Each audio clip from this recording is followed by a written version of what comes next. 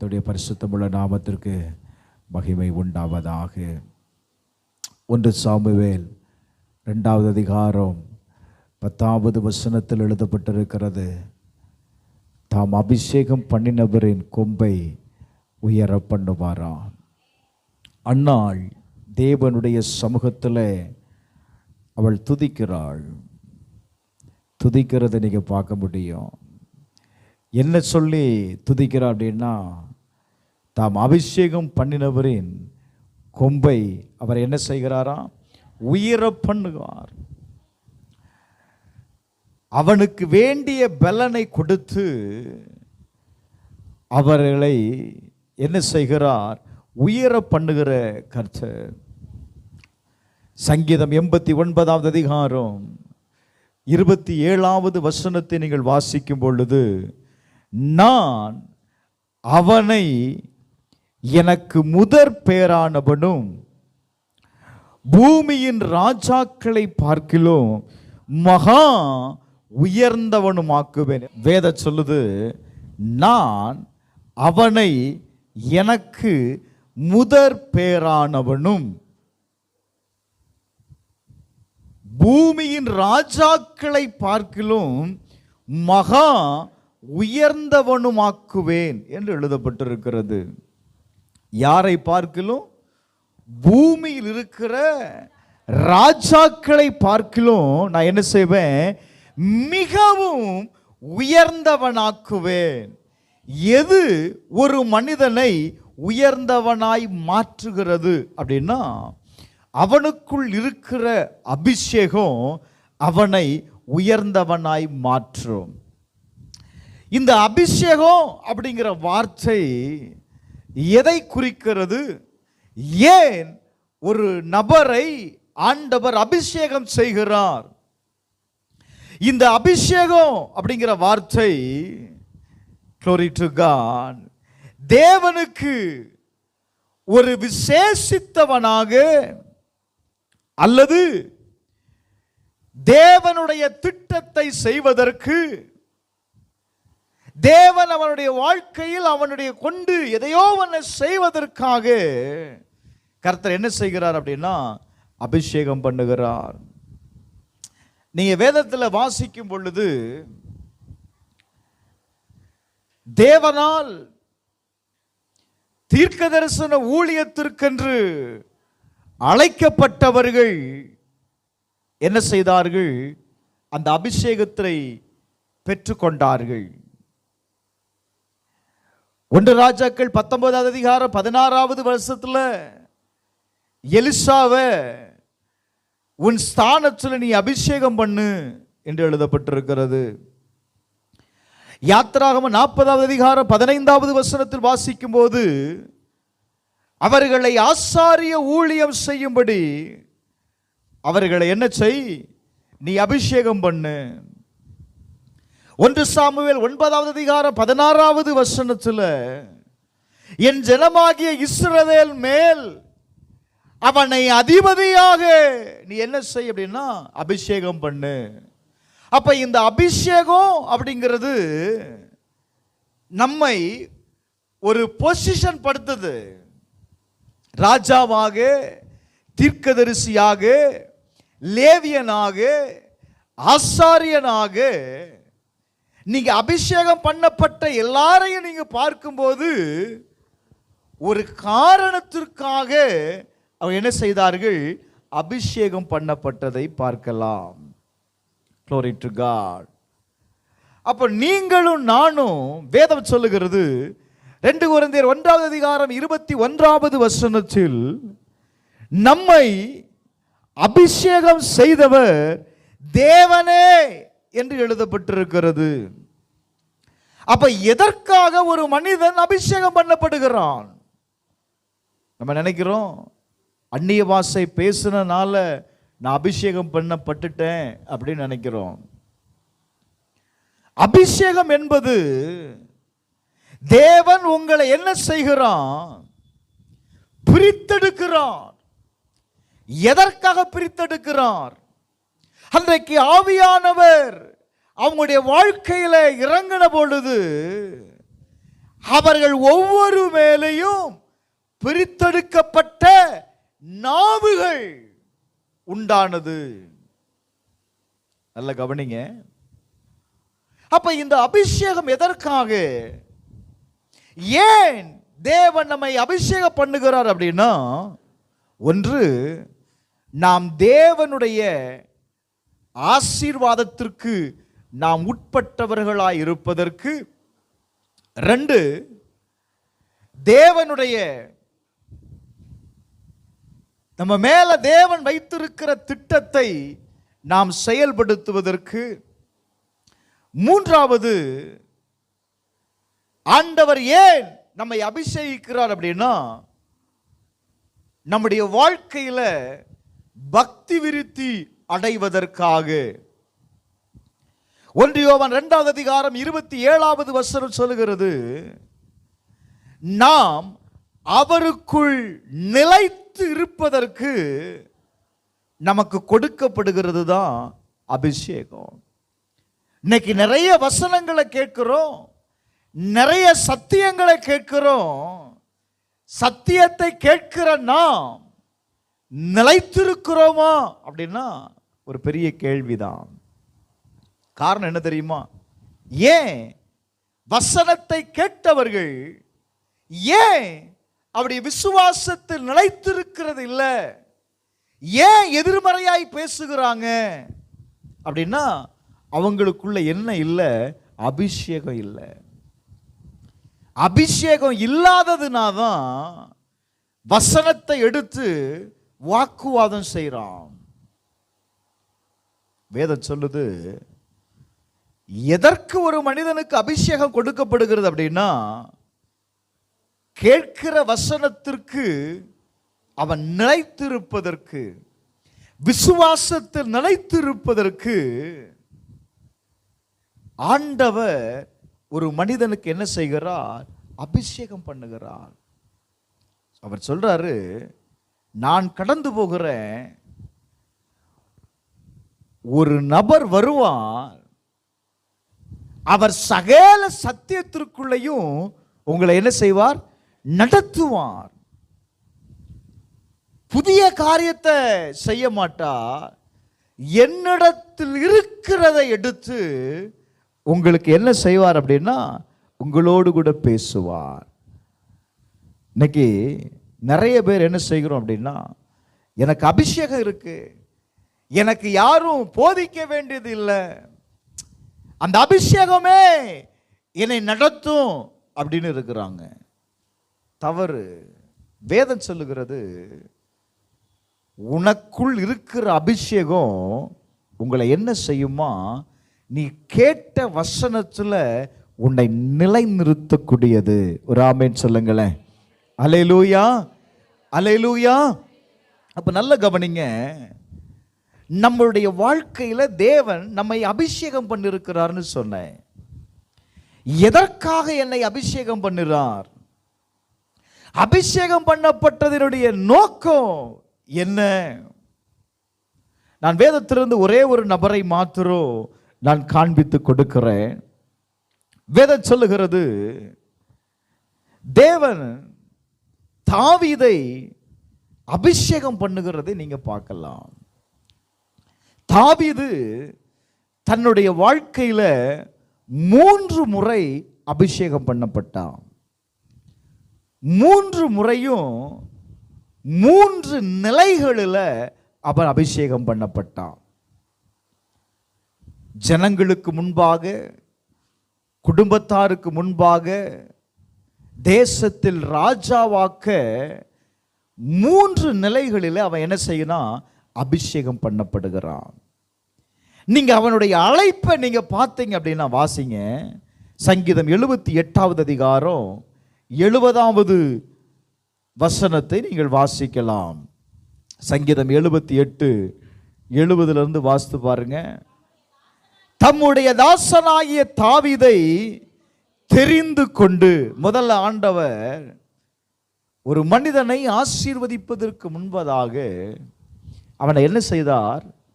தெரிந்து கொள்ளுகிறார். 2வது எழுதப்பட்டிருக்கிறது, ஆட்டு தொழுவங்களில் இருந்து அவனை எடுத்தார். அந்த வார்த்தை ரொம்ப முக்கியங்க. முதலாவது என்ன செய்கிறார்? அவனை தெரிந்து கொண்டார். இரண்டாவது அவனை எடுத்தார். மூன்றாவது அழைத்து கொண்டு வந்தார். ஒரு ஆமென் சொல்லுங்களேன். அல்லேலூயா. முதலாவது அவன் தெரிந்து கொள்ளப்பட்டான். இரண்டாவது அவனை எடுக்கிறாரு. மூன்றாவது அந்த இடத்துல விடல, அவனை அழைத்து கொண்டு வருகிறார். ஒரு ஆமென் சொல்லுங்களேன். அல்லேலூயா. இப்ப நீங்க கவனிங்க. 1 சாமுவேல் 16வது அதிகாரம் 13வது வசனத்தை நீங்க வாசித்து பாருங்க. அவனை வாசிங்க. தைல கொம்பை எடுத்து அவனை அவன் சகோதர நடுவிலே என்ன செய்தானா? அபிஷேகம் பண்ணினான். அந்த நாள் முதற்கொண்டு யார் இருந்தது? கர்த்தருடைய ஆவியானவர் தாவீதின் மேல் வந்து இறங்கினான். சாமுவேல் இப்போ ஈசாயுடைய வீட்டிற்கு அவன் கடந்து வருகிறான். அவன் ஏற்கனவே சொல்லிட்டான், நான் என்ன செய்ய போகிறேன்? நான் ஒரு நபரை அபிஷேகம் செய்ய போகிறேன். அப்போ அங்க நடக்கிற சம்பவத்தை நீங்க நல்ல கவனிங்க. எல்லாரும் ஆயத்தமா இருக்கிறாங்க. ஒவ்வொரு பிள்ளையாய் ஈசாவனுக்கு முன்பாக அனுப்புகிறான். ஆண்டவர் சொல்றாரு, இவன் நினைக்கிற பிரகாரம் ஆண்டவர் செய்யல. இவன் சிலருடைய தோற்றத்தை பார்த்து இவனா இருக்குமோ இவனா இருக்குமோ எழுந்திருக்கும் பொழுதெல்லாம் ஆண்டவர் சொல்றாரு, இல்ல, நீ அபிஷேகம் பண்ண வேண்டிய ஆளு இவன் அல்ல. 7 பேரையும் கடந்து போக பண்ணினா 7 பேரையும் புறக்கணித்துட்டாரு.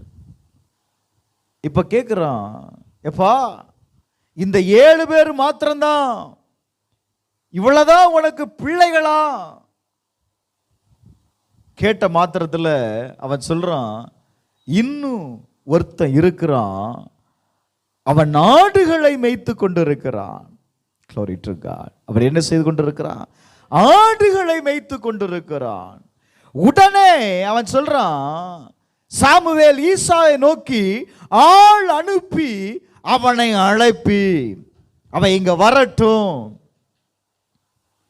முதல்ல அவனை கூப்பிடு. நல்ல கவனிங்க. நான் முதல்ல சொன்னேன், ஆடுகளுக்கு பின்பாக போய் கொண்டிருந்தவனை கர்த்தர் எடுக்கிறார். இப்போ அவன் கடந்து வருகிறான். கர்த்தர் சொல்றாரு, இவன் தான், இவனை நீ என்ன செய்? அபிஷேகம் பண்ணு அப்படிங்கிறார். இவனுக்கு தெரியல. இவன் நினைத்திருந்ததெல்லாம் என்ன அப்படின்னா, ஏதாவது வீட்டில் விசேஷம் அப்படின்னா மாத்திரம்தான் ஆடு மேய்க்கிறவங்க என்ன செய்வாங்க? வீட்டுக்கு வருவாங்க. அப்ப அப்பா கூப்பிடுகிறார் அப்படின்னா ஏதோ வீட்டில் ஒரு விசேஷம். ஆனா இங்க உள்ள வந்தா இவன் மேல் ஒரு அபிஷேகம் என்ன செய்யப்படுகிறது? ஊற்றப்படுகிறது.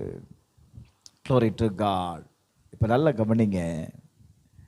இவன் அபிஷேகம் பண்ணப்பட்டது எதற்காக?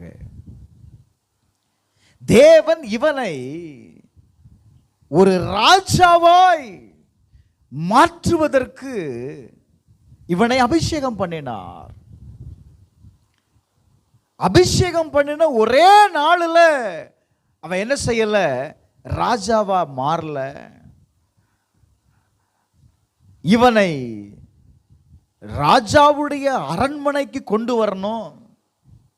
சாதாரணமா ஒரு மனிதனை உள்ள கொண்டு வர முடியாது. வேதம் சொல்லுகிறது, கர்த்தருடைய ஆவி சவுலை விட்டு நீங்கினார். கர்த்தரால் வரவிடப்பட்ட ஒரு பொல்லாத ஆவியினால் அவன் என்ன செய்யப்பட்டானா? கலங்க பண்ணினான். இப்ப சவுலுடைய வாழ்க்கையில ஒரு கலக்கம். இந்த ஆவியை விரட்டுவதற்கு ஒரு மனிதனை தேடுகிறார்கள். அப்போ ராஜாவுக்கு சொல்லப்படுகிறது,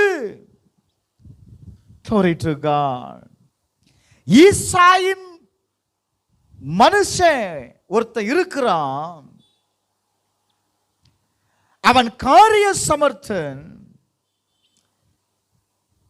அவன் வாசிப்பதில் தேறினவன்.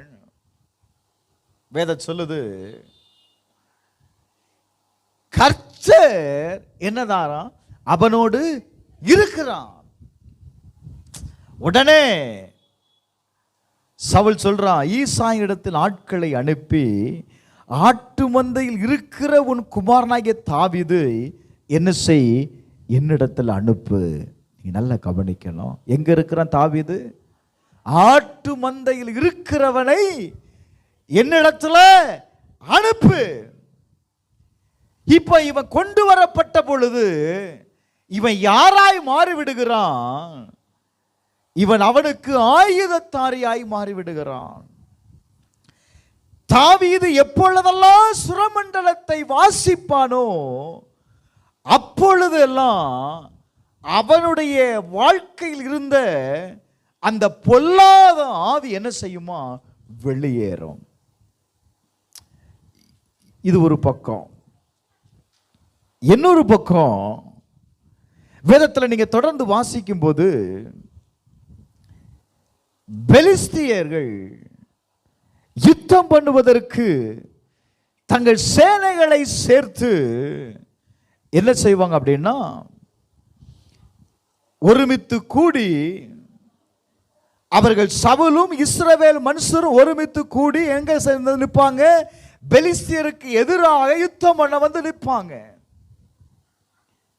அந்த நாட்களில் இந்த ராஜாவோடு கூட சேர்ந்து ஈசாயினுடைய 3 மூத்த குமாரர்களும் சவுலோடு கூட சென்றார்கள். ஆனா யார் போகல? தாவீது போகல. அவன் திரும்பி வந்து தன்னுடைய மந்தையை அவன் மேய்த்து கொண்டிருக்கிறான்.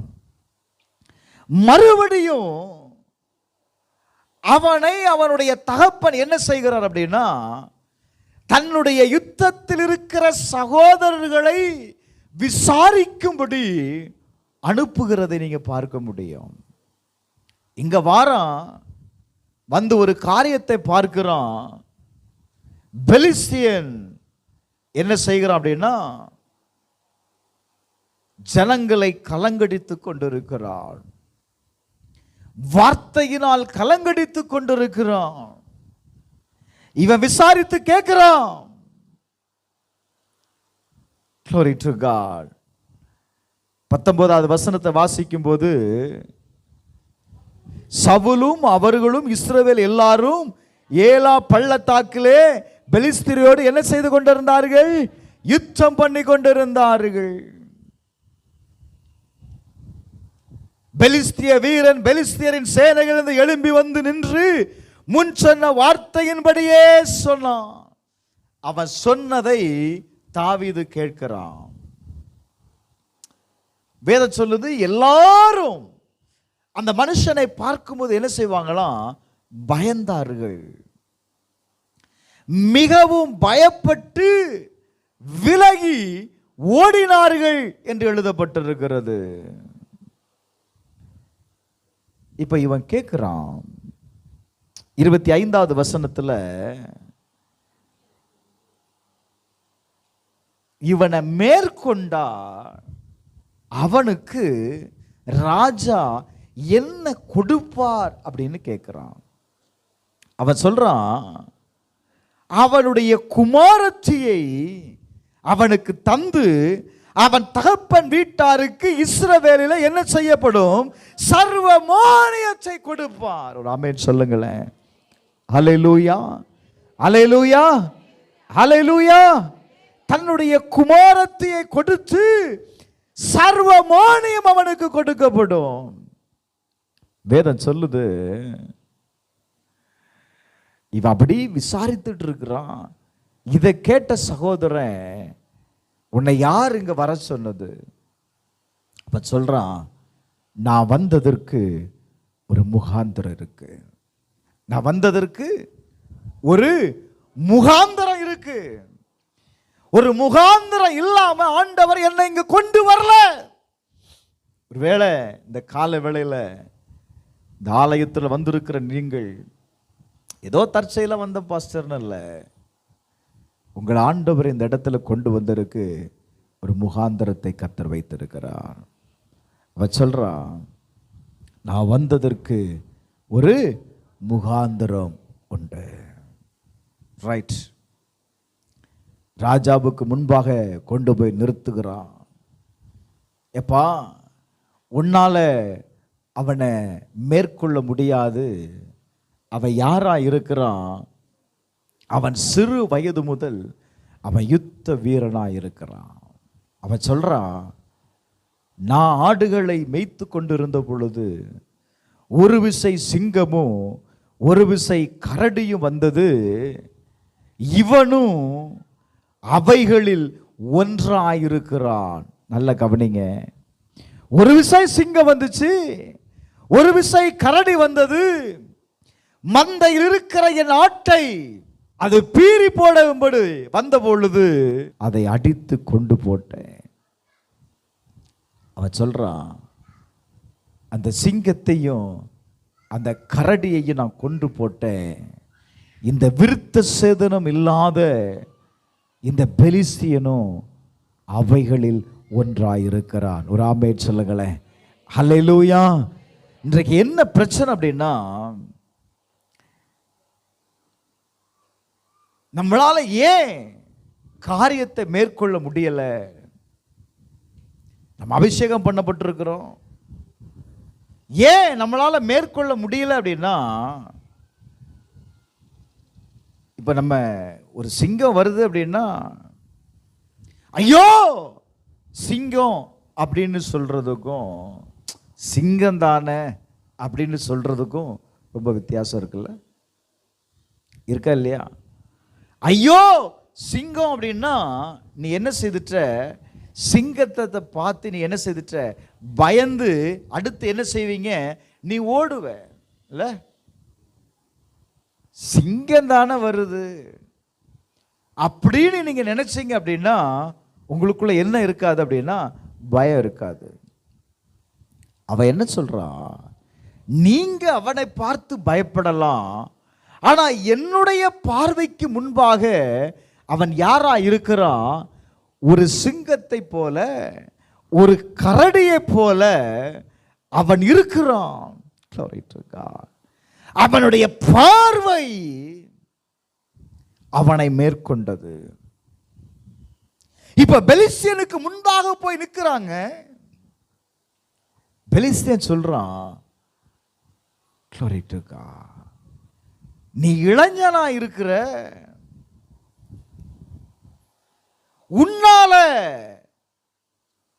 மேற்கொள்ள முடியாது. சொல்ற அந்த வார்த்தையை நீங்க நல்லா கவனிச்சீங்கன்னா, எப்பா நான் சாதாரணமா உன்கிட்ட வரல, நீ பார்க்கிறபடி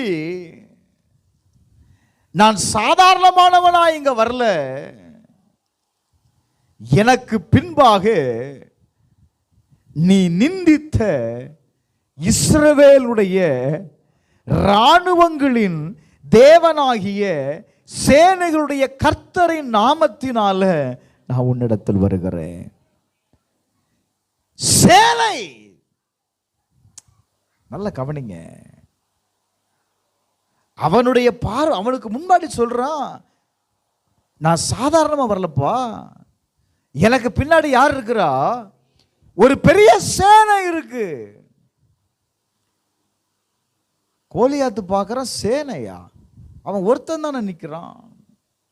ஆனா இவன் பார்க்கிறது என்ன? தனக்கு பின்பாக ஒரு பெரிய சேனை நிற்கிறதை பார்க்கிறான். அந்த வாசனத்தை நீங்க வாசிங்க.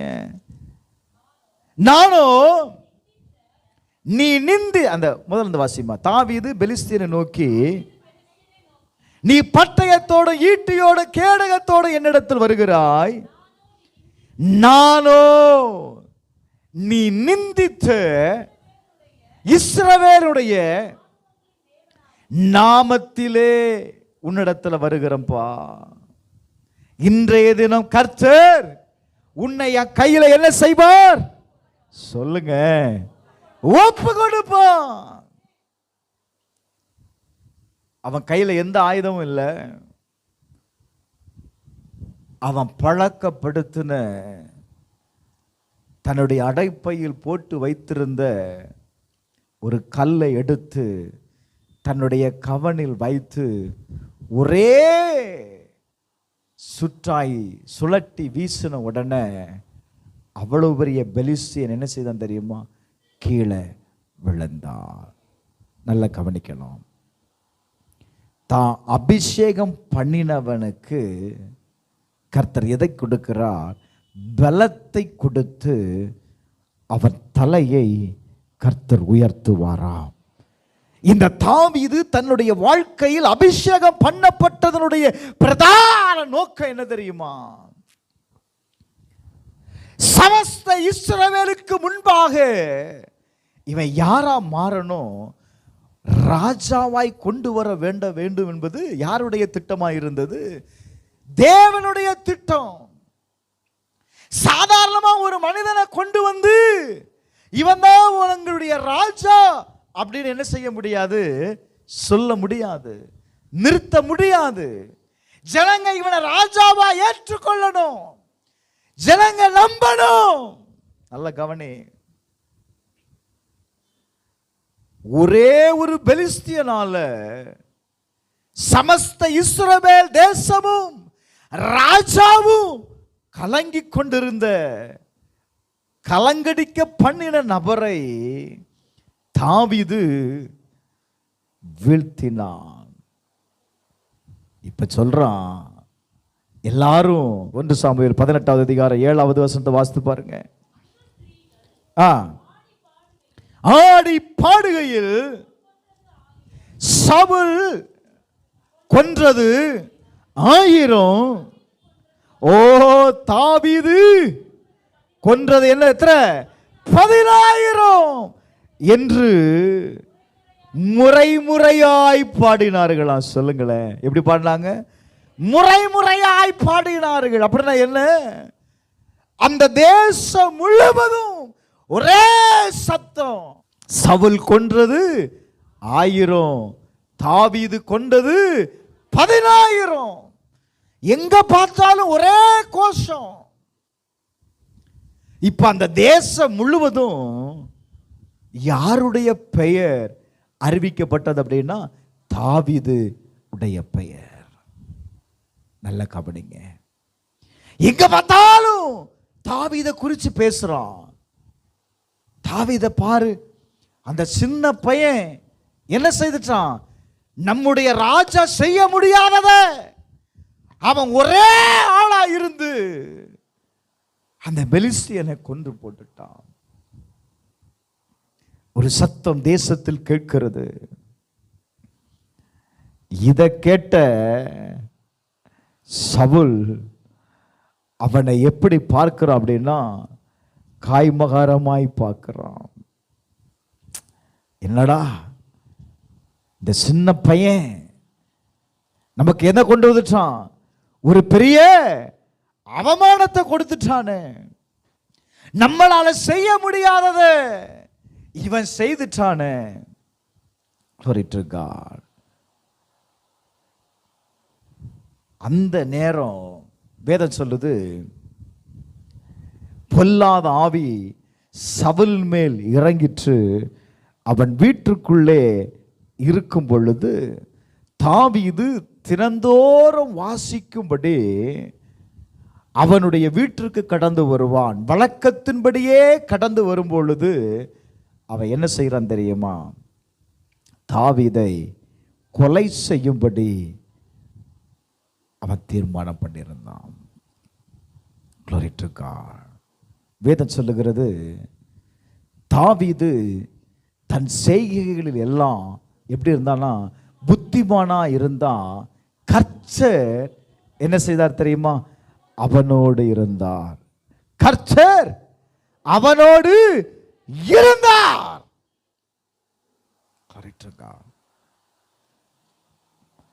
அவன் தன்னுடைய எல்லா செய்கையிலையும் அவன் எப்படி இருந்தான்னா புத்திமானாய் நடந்து கொண்டான்.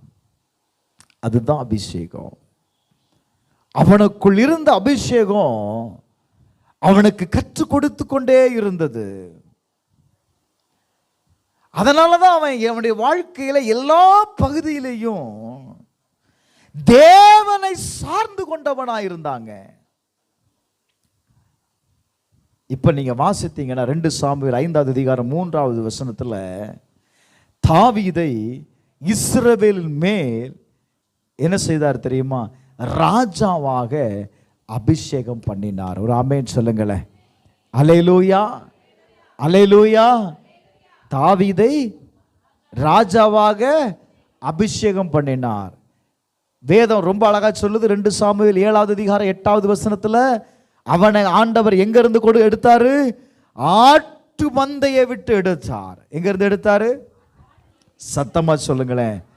அவனை ஆட்டு மந்தையிலிருந்து எடுத்து தன்னுடைய சகோதரர்கள் மத்தியில இருந்து அவனை பிரித்தெடுத்தான். முதல்ல நம்ம வாசித்தோம் பார்த்தீங்களா? எதற்காக? சங்கீதம் 89:27 மறுபடியும் வாசித்து பாருங்க. நான் அவனை எதற்காகப்பா? எனக்கு முதற் பேரானவனாய் இருக்கும்படி பூமியின் ராஜாக்களை பார்க்கிலும் மகா உயர்ந்தவனுமாக்குவேன். கர்த்தர் உங்களை அபிஷேகம் பண்ணிருக்கிறார். ஒரு சாதாரணமான அபிஷேகம் அல்ல. இந்த அபிஷேகம் எதற்காக அப்படின்னா உனக்கு சேஷ புத்திர பாகத்தை கொடுக்கிற ஒரு அபிஷேகம். வேதம் சொல்லுது, நீ குடும்பத்தில் கடைசியா பிறந்திருக்கலாம்ப்பா, நடுவில் பிறந்திருக்கலாம். ஆனா ஆண்டவர் உன்னை தெரிந்தெடுத்தது எதற்காக அப்படின்னா அவருடைய முதற் பலனாய் இருப்பதற்கு. எதற்காக தெரிந்தெடுத்தார்? முதற் பலனாய் இருப்பதற்கு. வேதம் சொல்லுது, முதற் பலனானவைகள் எல்லாமே யாருடையதான்? சத்தமா சொல்லுங்க, தேவனுடையது, கர்த்தருடையது. அப்ப உங்களையும் என்னையும் ஆண்டவர் முதற் பலனாய் தெரிந்து கொண்டது எதற்காக அப்படின்னா நீங்கள் யாருடையவர்களாய் இருப்பதற்காக, நீங்கள் தேவனுடையவர்களாய் இருப்பதற்கு. வேதம் சொல்லுகிறது, நம்மை தேவன் அவருடைய பிள்ளையாய் இருப்பதற்காக அல்ல, அவருடைய புத்திர சுவிகாரத்துடைய பிள்ளையாய் இருப்பதற்காக நம்ம என்ன செய்திருக்கிறார்? அபிஷேகம் பண்ணிருக்கிறார். அப்ப நல்ல கவனிங்க. அபிஷேகத்தை வாங்கி பெட்டியில வைத்து பூட்டி வைக்கிறதுக்காக அல்ல. ஒரு மனிதன் அபிஷேகம் பண்ணப்படுகிறான் அப்படின்னா நம்ம இன்னைக்கு இருக்கிற பிரச்சனை என்னன்னா இந்த அபிஷேகத்தை நம்ம சாதாரணமா நினைக்கிறோம். ஏதோ ஆவியில நிறைந்து ஒரு 2 நிமிஷம் 3 நிமிஷம் அந்நிய பாஷை பேசின உடனே நான் அபிஷேகத்தில் இன்னைக்கு நிறைஞ்சிட்டேன், இன்னைக்கு ஆண்டவர் என்னை என்னவா நிரப்பினார் தெரியுமா? நல்லது, நிரப்பப்பட்டது நல்லது. ஆனா எதற்காக நிரப்பினார் அதுதான் பாஸ்டர் தெரியல. வேதம் சொல்லுகிறது, ஆவியில் நிரப்பப்படுகிறவன் அந்நிய பாஷைகளை பேசுகிறான். மற்றொருவன் என்ன செய்கிறான்? அவன் பேசுற பாஷைக்கு என்ன சொல்லுகிறான்னா வியாக்கியானத்தை சொல்றான். தேவன் உன் வாழ்க்கையில இதெல்லாம் செய்ய சொல்றாருப்பா. இன்னைக்கு அந்நிய பாஷை பேசுகிற சபையில இருக்கிறான வழிய வியாக்கியானம் பண்ணுறவன் இல்லை. சபையில என்ன செய்கிறோம்? அந்நிய பாஷைகளை பேசுகிறோம், தன்னுடைய பக்தி விருத்திக்காக பேசுறோம். நீ பேசப்பட்டதனுடைய அர்த்தம் என்ன அதுதான் தெரியல. அதுதான் அந்நிய பாஷையை பேசுகிறவன் என்ன செய்கிறான்? தேவனோடு ரகசியங்களை பேசுகிறான். இப்ப நீங்க ஒருத்தர்கிட்ட பேசுறீங்க அப்படின்னா, நீங்க மட்டும் பேசிட்டு வந்துட்டீங்க அப்படின்னா அவன் என்ன சொல்லுவான்? அவன் சொல்றதை நீங்க கேட்கலன்னு வைங்களேன். இப்ப நான் வந்து கேட்கிறேன், இவ்வளவு நேரம் 2 பேரும் பேசுனீங்களே, என்ன பேசுனீங்க? அவன் என்ன சொல்லுவான்? அவன் கிடக்கிறான் பைத்தியக்காரன், பைத்தியக்காரி மாதிரி புலம்பிட்டு போறா. நான் சொன்னதை கேட்டாளா? என்ன ஒரு மாதிரி பாக்குறீங்க எல்லாரும்? நான் மட்டும்தான் பேசுறேன். அந்நிய பாஷை பேசுகிறவன் யார்கிட்ட பேசுறான் சொல்லுங்க? தேவனிடத்துல பேசுறான். தேவன் பேசுகிறத என்னால கேட்க முடியுதா? அப்ப ஆண்டவர் பார்க்கிறாரு.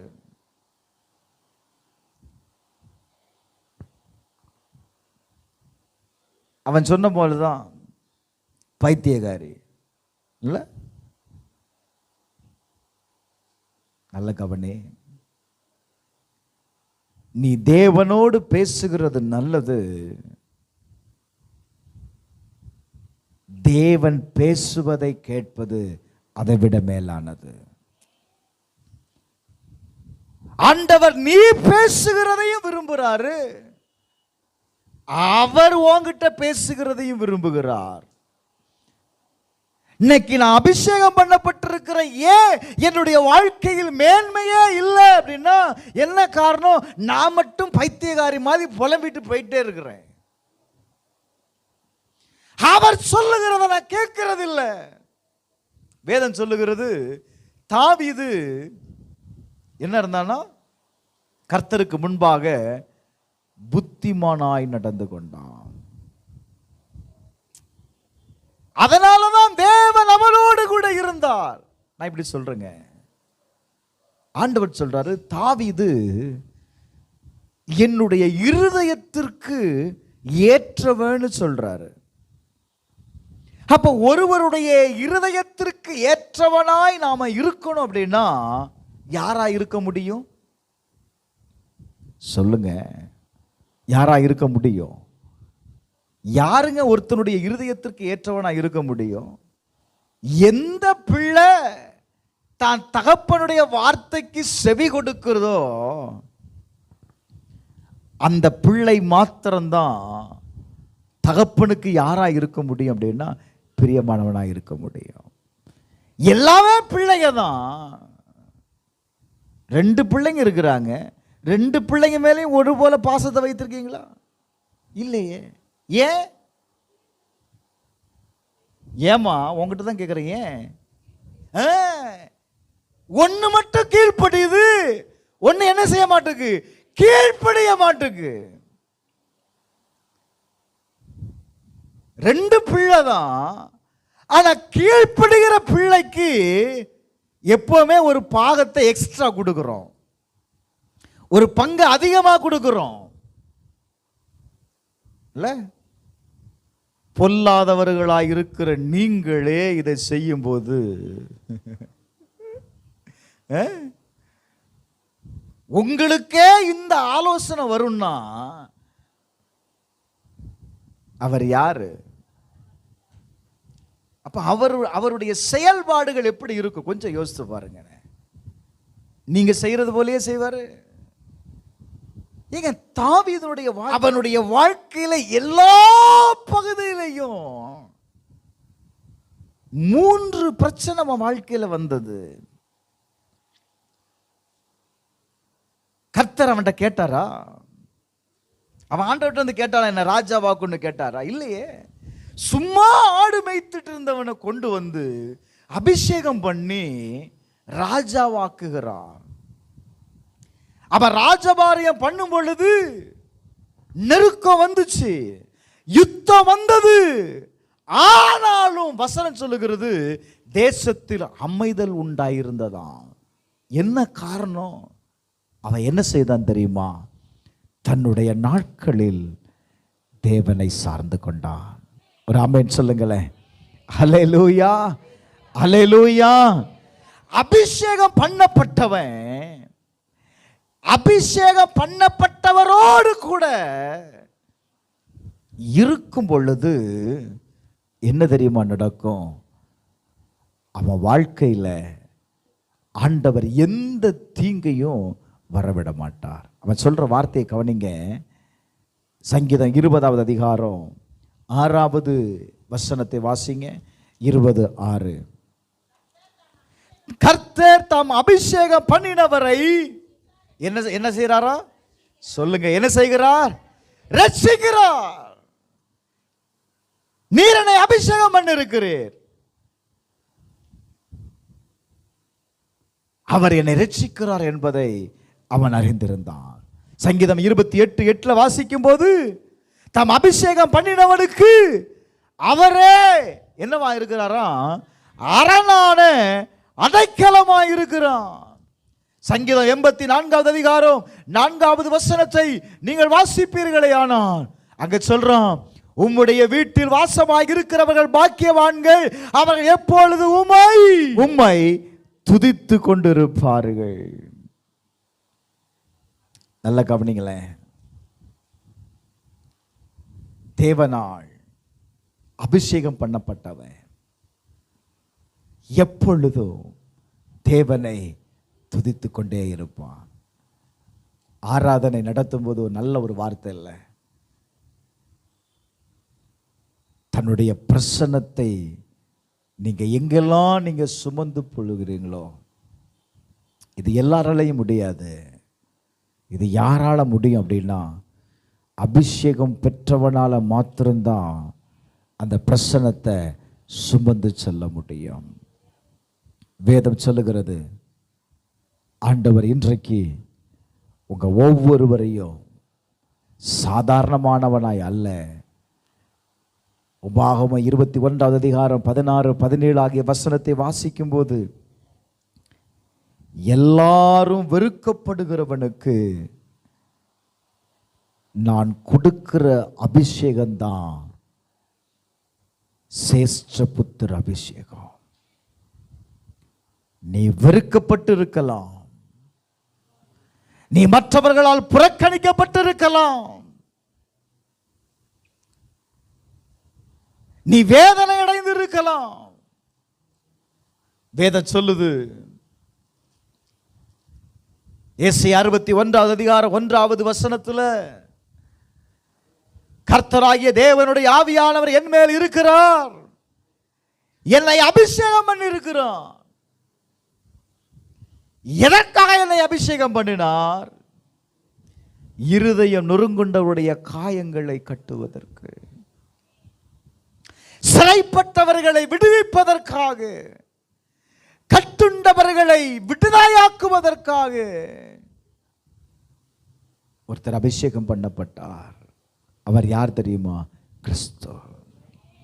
கிறிஸ்து என்றால் அபிஷேகம் பண்ணப்பட்டவர்னு அர்த்தம்.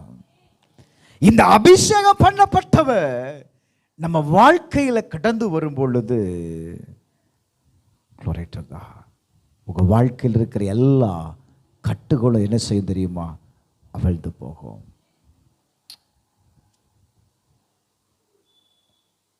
வேதத்தில் நீங்க வாசித்தீங்கன்னா, துயரப்பட்டவர்களை சீர்படுத்தி அவர்களுக்கு சாம்பலுக்கு பதிலாக சிங்காரத்தையும், துயரத்திற்கு பதிலாக ஆனந்த தைலத்தையும், ஒடுங்கின ஆவிக்கு பதிலாக துதியின் உடையை கொடுக்கவும் அவர் என்னை அனுப்பினார். அவர்கள் கர்த்தர் தம்முடைய மகிமைக்கென்று நாட்டின நீதியின் விருட்சங்கள் எண்ணப்படுவார்கள். நீங்களும் நானும் கர்த்தரால் நாட்டப்பட்ட விருட்சங்களாயிருக்கிறோம். மகிமைக்கென்று நாட்டப்பட்ட விருட்சங்கள். கர்த்தர் நம்மை அபிஷேகம் பண்ணிருக்கிறார். நமக்குள் இருக்கிற அபிஷேகம் என்ன செய்யும் தெரியுமா? நம்ம வாழ்க்கையில பக்தி விருத்தி அடைய செய்யும். நான் இப்படி சொல்லி முடிக்கிறேன். நீங்க பெற்ற அபிஷேகத்தை ஒரு நாளும் நீ இழந்து விடக்கூடாது. நீங்க பெற்ற அபிஷேகத்தை நம்மளால இழந்து விட முடியும். பெற்றுக்கொள்வதற்கு ரொம்ப கஷ்டம். ஆனா இழந்து விடுவது உங்களுக்கே தெரியாது. இந்த அபிஷேகத்தில் நீ நிலைத்து இருக்கணும் அப்படின்னா நீ எதையாகிலும் தேவனுக்காக செய்து கொண்டே இருக்கணும். காரணம், நீங்க அபிஷேகம் பண்ணப்பட்டதனுடைய நோக்கமே நீங்கள் தேவன் உடையவர்களாய் இருக்கும்படி. பவுல் ரொம்ப அழகா சொல்றா, நீங்கள் யாருடையவர்கள்? தேவன் உடையவர்கள். அப்படின்னா என்ன? நீங்கள் தேவனுடைய பிள்ளைகள். தேவன் உங்களை விசேஷித்த நோக்கத்திற்காக தெரிந்தெடுத்திருக்கிறார்.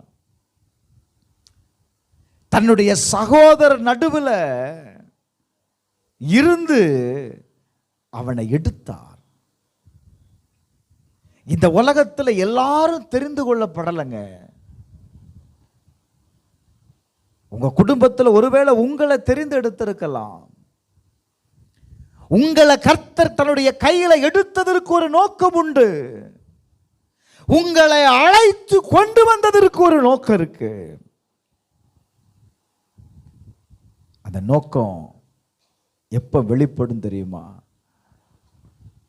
நீங்கள் தேவனுடையவர்களாய் மாறும் பொழுது.